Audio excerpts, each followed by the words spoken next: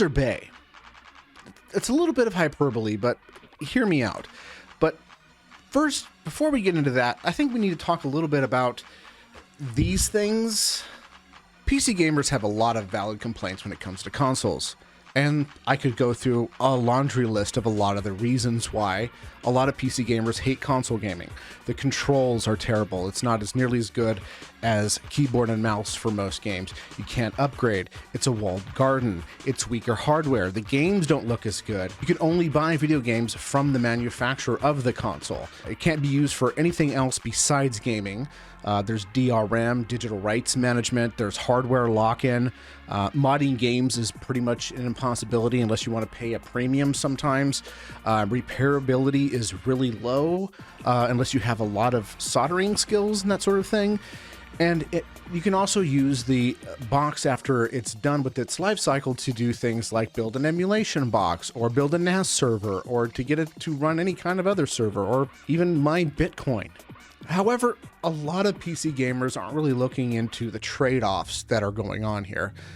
There's a lot of good reasons to be a console gamer over a PC gamer. First of which would be cost. Consoles are not only cheaper, but they usually work with your pre-existing television. You can get games a lot cheaper if they're pre-owned. The software and hardware is very stable and compatible with everything in its own little ecosystem.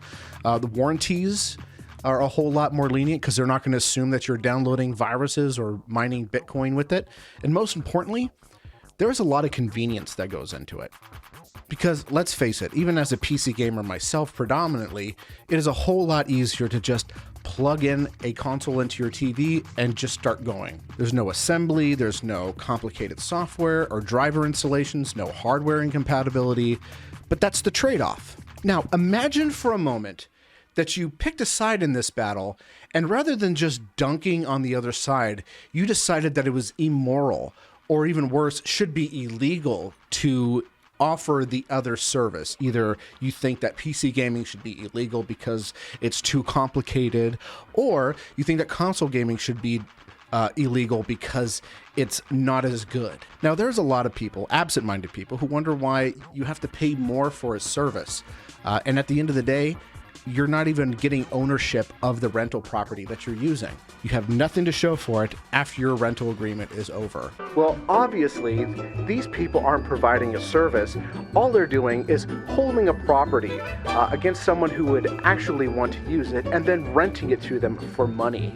That is really oppression. Except that's not what rent is about. Now, let's say that you own a home, a white picket fence and everything like that, and one day it starts to rain in your living room. What do?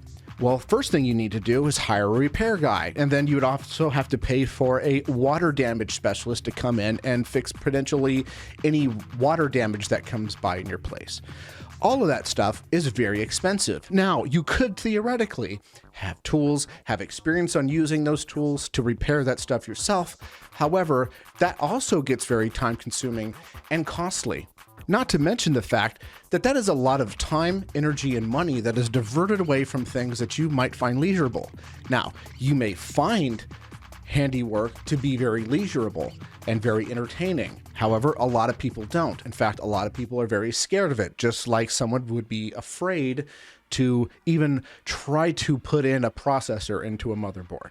Now, that's not to say that there's other things like homeowners insurance that you can use that would basically cover that sort of damage. However, that's just an added cost. And then not to mention the fact that when you buy the house for the first time, you have to hire an advocate for you to help you navigate the market, explain things to you, work the financial system to help you acquire a loan, explain to you homeowners associations agreements, and that sort of thing. Now, that's not to say that any of these are bad. I'm not trying to say that home ownership is a bad thing or that renting is better. I'm not trying to say that PC gaming is better or console gaming is better. It really depends on what you want, even though I am part of the PC master race at the end of the day. There are lots of positive reasons and good reasons to own a home. There's a lot of benefits over renting. Now, if that kind of complication is something that you're interested in because you think the benefits far outweigh the cons, then that's great. More power to you. That's probably something that I want to do at some point in my life. However, a lot of people don't want to deal with that. And they think that the trade-off of renting is far better than purchasing a home. Because if they didn't, they would not be renting in the first place. Think about this for a moment. You have a cottage industry of rents. If renting was such an atrocity that everybody absolutely hated, why is there such a huge market for rentals? There are people who seek out rental properties who want to live there over trying to own something like a condo or purchasing a house. So let's rewind back again to the living room problem that we brought up earlier. So what do? If you're in a rental situation, well, this situation becomes a lot easier. You call the landlord, they come and fix it. Problem solved. Doesn't cost you a penny out of your own time. Doesn't cost you a single calorie of extra energy, except for maybe picking up the phone and making a phone call. So renting, depending on what you agree to, also comes with other things included into the rental agreement, such as appliances, amenities, and that sort of thing. And when those things break down or become in a state of disrepair, those two are also covered. So what is it that you're paying for when you sign a rental agreement? You are paying for a peace of mind and convenience. You are paying for the opportunity to live in a place and have zero responsibility to whatever nature throws at your living arrangement. Now, that may not be right for you, and ownership might be a better place for you. However, console gaming might also be a good place for you if the complications of owning PC hardware and all of the things that go into that aren't worth the trade-offs for higher frame rates, higher fidelity, other uses for your computer. If you're not really interested in that and you just want to work your 9-to-5 job, flop out on the couch and play a little Halo, maybe a console is right for you. Now, just to crap on a business model, sure, that's fine. You can do that. But to argue that it's immoral or that it should be outlawed, I think really comes from a place of not just ignorance, but malice. But Jim, I rented this place and it was absolutely terrible.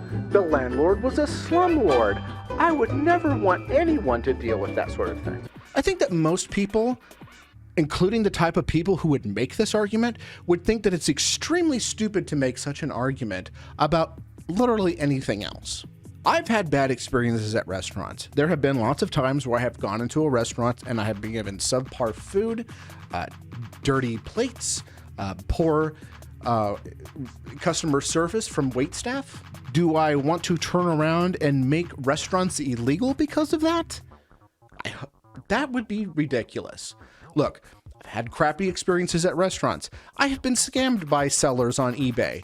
I don't want either of those things to be outlawed. I've had bad relationships with women. Do I want women outlawed? Oh, okay, I'll grant you that one.